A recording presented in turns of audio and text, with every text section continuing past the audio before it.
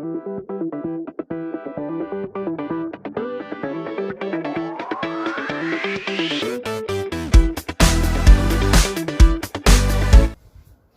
आज जो हमारा चैप्टर होगा वो है केमिकल रिएक्शंस। 10th क्लास का ये चैप्टर है केमिकल रिएक्शंस। तो इस चैप्टर में काफी सारी चीज हम पढ़ेंगे और बहुत ही इंपॉर्टेंट है ये टॉपिक और इजी है, बहुत ही ज्यादा इजी। तो सबसे पहले ये चैप्टर के स्टार्टिंग से पहले हम देखो यहाँ पे नाम है केमिकल रिएक्शन। फाइनली इसको केमिकल से लिंक किया गया है कि ओवरऑल जो केमिकल रिएक्शंस होता है, जो भी कुछ अगल बगल में आप चेंज देखते हो या केमिकल की मदद से उसको चेंज आप करते हो, तो वो सारा चीज केमिकल रिएक्शंस के अंदर आता है। तो एक छोटा सा कॉन्सेप्ट हम थोड़ा सा अभी डिस्कस कर लेते हैं 9th क्लास से, फिजिकल चेंज और केमिकल चेंज। तो ये फिजिकल चेंज में आपको पता होगा एक ऐसा प्रोसेस जिसमें किसी भी न्यू सब्सटेंस का फॉर्मेशन नहीं होता है। तो आप कहते हैं those process in which new substance does not form, और ये एक ऐसा प्रोसेस जिसमें न्यू सब्सटेंस फॉर्म होता है।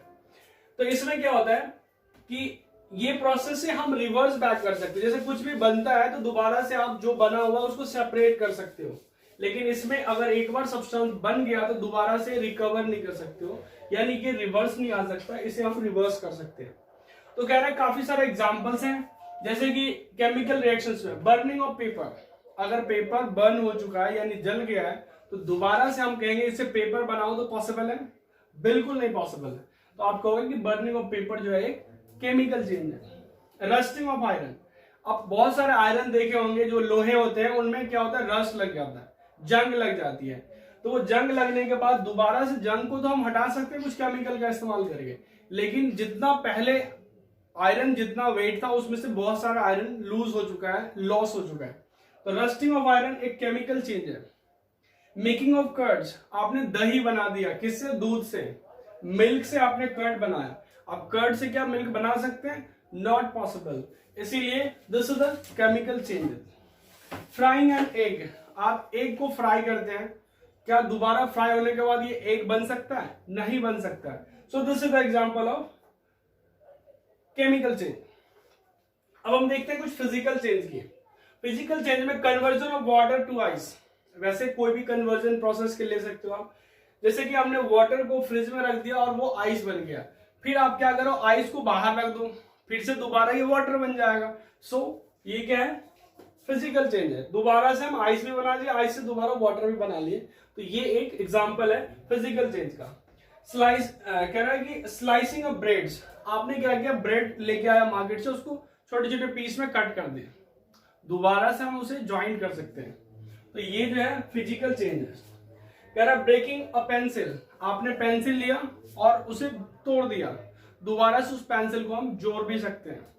So this is example of physical change. Dissolving of sugar in a water. पानी के अंदर आपने 1 चम्मच शुगर डाल दिया, चीनी डाल दी, पूरी तरह से आप मिक्स भी कर दोगे तो वो एक सॉल्यूशन बन गया, लेकिन दोबारा से हम उसको शुगर को अलग कर सकते हैं, वाटर को अलग कर सकते हैं बाय सम मेथड। ये फिजिकल चेंज है और ये केमिकल चेंज है। तो ये दोनों चेंज के बारे में हमें डिफरेंस एग्जाम में तो जनरली आता नहीं है, क्योंकि ये ऑलरेडी 9th क्लास का टॉपिक, बट इन चीजों के बारे में हमें पता होना जरूरी है, क्योंकि केमिकल रिएक्शंस ओवरऑल केमिकल भी बेस्ड है। ठीक है, तो आपको तो पहले ये समझ में आ गया। उसके बाद आप ये देखो कि जैसे कि हमने कह दिया कि कैल्शियम कार्बोनेट, कैल्शियम कार्बोनेट इसे कहते हैं। अगर आप इसे हीट अप करोगे, ये हीट का साइन है, इसे गर्म करोगे आप, तो इसमें से ये लाइम जो है, क्विक लाइम इसे कहते हैं, कैल्शियम ऑक्साइड और ऑक्सीजन, कार्बन डाइऑक्साइड, ये रिलीज हो जाएगा गैस के फॉर्म में। हमारे पास ये कैल्शियम कार्बोनेट एक केमिकल्स था, उसको हमने जैसे ही हीट किया, कैल्शियम ऑक्साइड और कार्बन डाइऑक्साइड ये दोनों फॉर्म हो गया। अब ये प्रोसेस से आपने ये प्रोसेस किया, तो ये जो हमारे पास है इसे हम रिएक्टेंट कहते हैं, और जो बनता है, जो फाइनल जो प्रोडक्ट जो आपको आउटपुट मिलता है उसे आप प्रोडक्ट कहते हो। ये हमारा प्रोडक्ट है और ये हमारे पास क्या है, रिएक्टेंट। तो एक केमिकल रिएक्शन के अंदर आपको यही दो चीज हमेशा देखने को मिलेगा, रिएक्टेंट एंड प्रोडक्ट। तो इसके बारे में हम फर्दर डिस्कस करते हैं। चलो आप इसे लिखो जल्दी। तो आप देखो यहाँ पे ये रिएक्टेंट और प्रोडक्ट क्या होता है। एक सिंपल डेफिनेशन कह रहा है the substance which take part in chemical reaction is called reactant.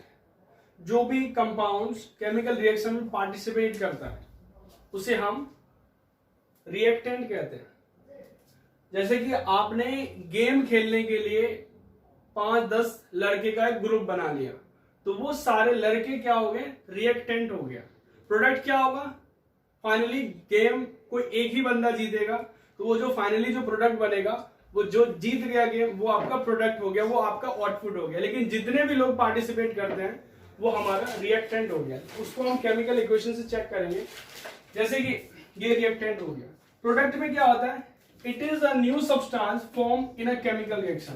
एक ऐसा सब्सटेंस जो हमारे पास है ही नहीं, दो चीज को मिलाने के बाद जब बनेगा वो हमारा प्रोडक्ट होगा। जैसे एग्जांपल हम करते हैं, आपने क्या किया, ये है सोडियम, सोडियम को गलती से आपने पानी के अंदर डाल दिया, ये दोनों को आपने क्या किया, मिक्स कर दिया। किसी भी केमिकल रिएक्शन के हेल्प से ये दोनों को हमने मिक्स कर दिया, तो ये दोनों हमारा रिएक्टेंट होगा। यहां पर कोई पूछेगा आपका रिएक्टेंट क्या है, तो आप कहोगे सोडियम एंड वाटर। ये जब दोनों मिक्स होगा तो हमारे पास ये बनेगा सोडियम हाइड्रोक्साइड और साथ में H2 gas, hydrogen gas release हो जाएगी। तो ये हमारा जो है वो रिएक्टेंट है जिसने केमिकल रिएक्शन में पार्टिसिपेट किया, और ये जो हमारा है वो प्रोडक्ट जो बन गया है। कोई पूछेगा इसमें प्रोडक्ट क्या है, तो आप कहोगे सोडियम हाइड्रोक्साइड और oxygen hydrogen gas, reactant sodium plus water. दूसरा एग्जांपल लेते हैं, CaCO3, इसका नाम है कैल्शियम कार्बोनेट। कैल्शियम कार्बोनेट को जब आप हीट करोगे तो आपके पास जो है, हीट करने के बाद ये क्या होता है, ब्रेक डाउन होता है। ब्रेक होने के बाद ये बनेगा कैल्शियम ऑक्साइड, ये है कैल्शियम ऑक्साइड, इसको क्विकलाइम भी बोला जाता है। और साथ में हमारे पास कार्बन डाइऑक्साइड जो है रिलीज होगा।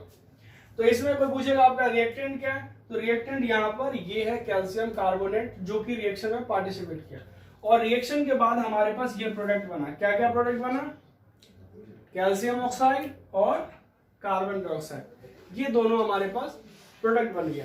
तो आप इसे लिख लो कि ये एक तरह का जो रिएक्शन है। हम आगे उसके बाद पढ़ेंगे कि ये किस तरह का रिएक्शन है और ये किस तरह का रिएक्शन है। कोई भी रिएक्शंस होने के लिए ऐसा नहीं है कि डायरेक्ट बन जाता होगा, मैंने सोडियम को डाला और ये दोनों प्रोडक्ट बन गया, ऐसा नहीं होता है। सबसे पहले जब भी आप रिएक्टेंट आपस में पार्टिसिपेट होता है तो पहले सारे मॉलिक्यूल्स एक दूसरे से ब्रेक डाउन होता है, ब्रेक हो जाता है। ब्रेक होने के बाद जो जिसके साथ कंबाइन करना चाहता है वो कंबाइन होगा, देन जाकर प्रोडक्ट बनेगा। मॉलिक्यूल्स के बीच में या एटम एक दूसरे के बीच में एक फोर्स ऑफ अट्रैक्शन लगता है जिसे हम बॉन्ड कहते हैं, जो हम डिस्कस करेंगे नेक्स्ट। तो ये आपको पता चल गया कि रिएक्टेंट क्या है और प्रोडक्ट क्या है। चलो आप नेक्स्ट देखो टाइप्स ऑफ रिएक्शन।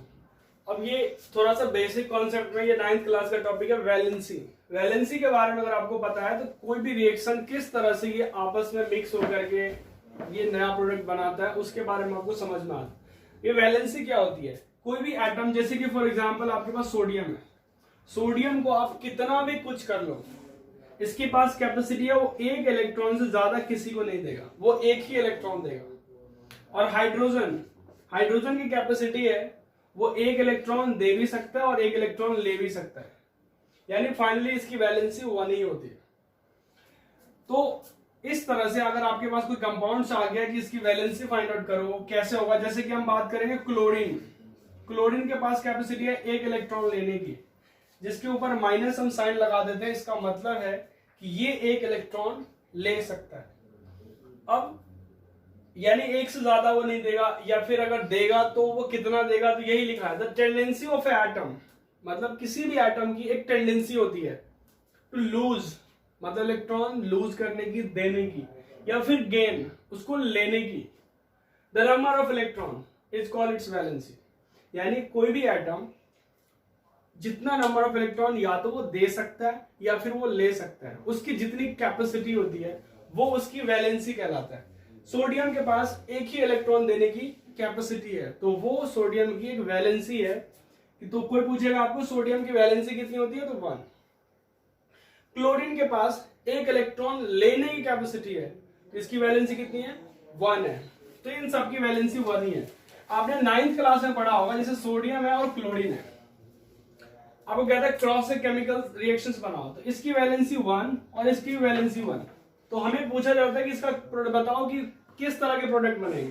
हम क्रॉस मल्टीप्लिकेशन करते थे, यानी ये इसके साथ सोडियम को 1 से मल्टीप्लाई करेंगे तो Na ही आएगा, इसको इससे करेंगे तो क्लोरीन। तो देखो सोडियम प्लस क्लोरीन मिलकर के क्या बना दिया?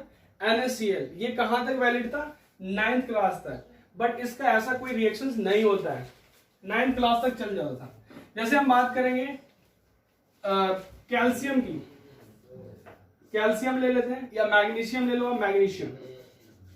मैग्नीशियम की कैपेसिटी है वो 2 इलेक्ट्रॉन दे सकता है। इसका मतलब है कि मैग्नीशियम की वैलेंसी 2 है और क्लोरीन की वैलेंसी 1 ही है। तो यहां देखो, ये मैग्नीशियम और ये क्लोरीन, इसकी वैलेंसी 2 है और इसकी वैलेंसी 1 है। क्रॉस मल्टीप्लिकेशन करो, ये हो गया Mg और ये है Cl2।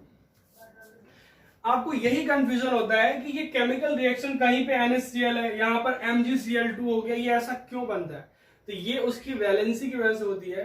किसी एटम की टेंडेंसी है 1 इलेक्ट्रॉन लेने की, किसी का है 2 इलेक्ट्रॉन लेने की, किसी के पास देने की ज्यादा कैपेसिटी है। तो इसीलिए, क्योंकि कोई भी केमिकल्स जो है, कोई भी एटम्स है, वो सब सेम नहीं है। सेम नहीं होने की वजह से उनका जो फॉर्मूला बनता है वो भी डिफरेंट बनता है। और ये सब केमिकल रिएक्शन में वैलेंसी बहुत ज्यादा इंपॉर्टेंट रोल रखता है। अगर 9th क्लास का पूरा टेबल याद है कि कौन सा मॉलिक्यूल्स, कौन सी आयंस, कौन सा एटम, किसकी वैलेंसी कितनी होती है, तो आप केमिकल रिएक्शन इजीली फॉर्म कर सकते हैं।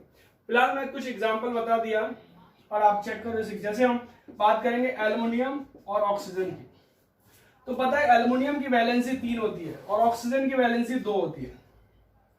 तो ये दोनों क्रॉस होता है और ये बनता है Al2, क्योंकि ये इसके साथ मल्टीप्लाई हुआ, तो ये 2 और ऑक्सीजन के साथ 3। देखो अपने आप Al2O3 बन गया। अगर वैलेंसी याद है तो केमिकल रिएक्शन बनाना काफी आसान है। तो इस तरह का कॉन्सेप्ट आप, ये 9th क्लास का टॉपिक है, इसे समझो। अब हम आगे पढ़ने जा रहे हैं कि टाइप्स ऑफ रिएक्शन, जो काफी इजी है। चलो इसे आप लिखो। अब आप देखो केमिकल इक्वेशंस। केमिकल इक्वेशन में क्या होता है कि केमिकल इक्वेशंस हमें, जैसे कि आप कहते हो ना, मैथ्स में बहुत सारे इक्वेशंस लिखना होता है, तो केमिकल रिएक्शन को हम इस फॉर्मेट में लिखेंगे, केमिकल इक्वेशन के फॉर्म में। तो कह रहा है अब chemical equation is a short hand representation of chemical reaction. अब हमने क्या किया, हमने एक बीकर लिया, उस बीकर के अंदर कुछ केमिकल्स डाल दिया, ठीक है, और जैसे कि वाटर डाल दिया, उसके अंदर क्या कहते हैं, लेमन डाल दिया, उसके अंदर शुगर डाल दिया, बहुत सारे केमिकल डाल के, और हमने इस ग्लास को कहीं साइड में रख दिया। हम आपको बोलेंगे बताओ इसमें हमने क्या क्या डाला, आपको कैसे पता चलेगा कि क्या क्या इसके अंदर डाला गया। तो इसी तरह से रिएक्शंस तो एक्चुअली में प्रैक्टिकल ऐसा ही होता है कि बीकर के अंदर हमने इस बहुत सारे केमिकल को मिक्स कर दिया, हीटअप करना है तो हीटअप कर दिया, कुछ प्रोडक्ट बन गया, कुछ गैस के फॉर्म में रिलीज हो गया। बट उस फॉर्मेट को हमें समझने के लिए हमें केमिकल इक्वेशन के फॉर्म में लिखना होता है कि आखिर ये हुआ कैसे। A chemical equation is the shorthand representation of chemical reaction using the symbols and formulae of a substance involved in a reaction. अब यहाँ पे देखो, मतलब सिंबल या फॉर्मूला के फॉर्म में, कई बार हम सिंबल, जैसे सिंबल ही तो यूज करते हैं। इसका पूरा नाम है पोटेशियम नाइट्रेट, लेकिन हम क्या लिखते हैं, KNO3, सिंबल के फॉर्म में लिखते हैं KNO। इसका जो फॉर्मूला है KNO3 को, जैसे आपको कहेगा कि पोटेशियम नाइट्रेट को हीट अप करेंगे, what happens when potassium nitrate is heated.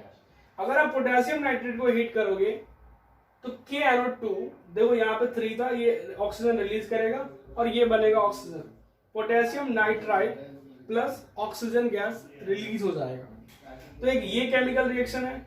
अगर जिंक को जो है H2SO4 के साथ, डाइल्यूट H2SO4 के साथ अगर डालोगे तो आपको zinc sulphate plus hydrogen gas release होगा।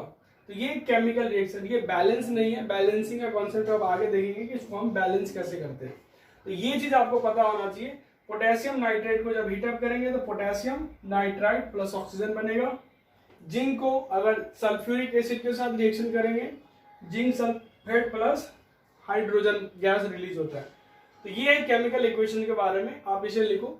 आगे हम बैलेंसिंग के बारे में चेक करते हैं।